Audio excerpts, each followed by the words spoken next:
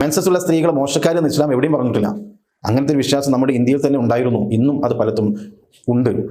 മെൻസസ്സുള്ള സമയത്ത് സ്ത്രീകൾ അകറ്റി നിർത്തുന്ന സമുദായക്കാർ നമുക്കിടയിലുണ്ട്. ഇസ്ലാം അങ്ങനെ പറഞ്ഞിട്ടില്ല.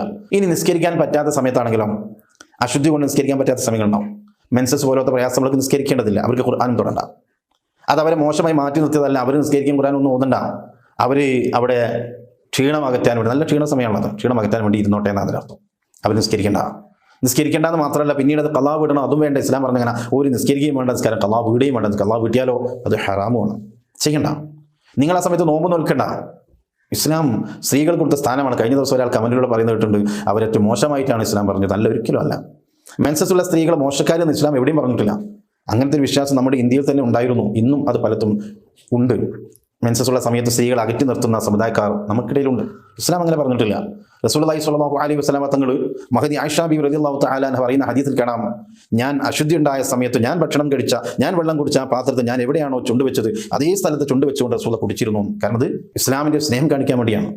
രണ്ടുപേരും ഒരുമിച്ച് കിടന്നുറങ്ങിയിരുന്നു, ഒരേ പായിൽ കിടന്നിട്ടുണ്ട്. അത് ഇസ്ലാം കൽപ്പിക്കുന്നത് അങ്ങനെ തന്നെയാണ്. അത് മാറ്റി നിർത്താനുള്ളതല്ല. പിന്നെ എന്ത് വേണം? അവർക്ക് നിസ്കരിക്കേണ്ടതില്ല. നിസ്കരിച്ച് ക്ഷീണമാണ്, നിസ്കരിച്ച് പ്രയാസപ്പെടേണ്ട, നിങ്ങൾ അടങ്ങിയിരുന്നോ? നിങ്ങൾക്ക് ആ സമയത്ത് നിസ്കാരമേ ഇല്ല. നോമ്പ് നിങ്ങൾ ആ സമയത്ത് നോൽക്കരുത്. വർഷത്തിൽ ഒരിക്കലല്ലേ നോമ്പുള്ളൂ. അപ്പം പിന്നെ എന്ത് ചെയ്യണം? നിങ്ങൾക്ക് എപ്പോഴാണോ നോമ്പ് നോൽക്കാൻ കഴിയുന്നത്, ആ വർഷത്തിനുള്ളിൽ പിന്നീട് വരുന്നത്, ആ സമയത്ത് ഖളാ വീട്ടിയാൽ മതി.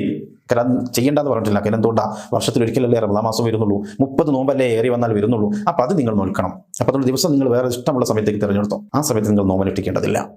നിങ്ങൾ അത്തരം കാര്യങ്ങളൊന്നും ചെയ്യേണ്ടതില്ല. അത് ഇസ്ലാം പറഞ്ഞതാണ്. അതേസമയത്ത് ദിക്റുകൾ ചൊല്ലിക്കോ, ഒരു കുഴപ്പമില്ല. ഖുർആൻ എടുത്ത് വുളു വേണം, ഖുർആൻ നിങ്ങൾ വുളു എടുക്കണം, എന്നിട്ട് ഖുർആൻ എടുത്തുകൊണ്ട് പോകുന്ന ആ രീതി വേണ്ട. നിങ്ങൾ വുളു എടുക്കേണ്ട, നിങ്ങൾ ഖുർആൻ ഓതണ്ട, നിങ്ങളതൊന്നും വേണ്ട. നിങ്ങൾ ദിക്റ് ചൊല്ലിക്കോ.